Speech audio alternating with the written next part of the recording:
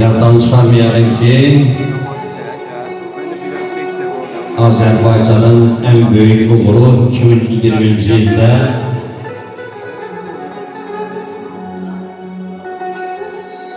İtirilmiş torpaqlarımızı geri almamızda qələbə çalmamız oldu və Ruslan Eldan'ın güzel məqalda yazır ki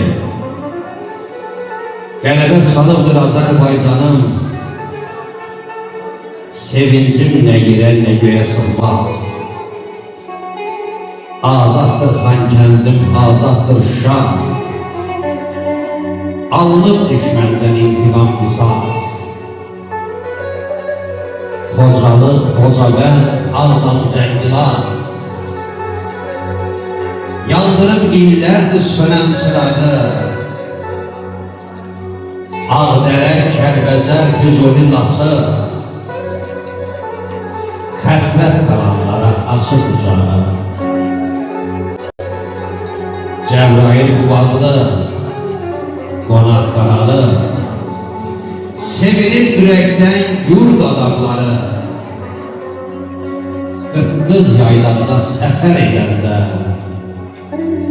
görünür dağların uca vüqarı. Torpağın uğrundan gedən şəhidlər ölməzlik adını daşıyacaqlar. Qalib bir vətəni, qalib ölkəni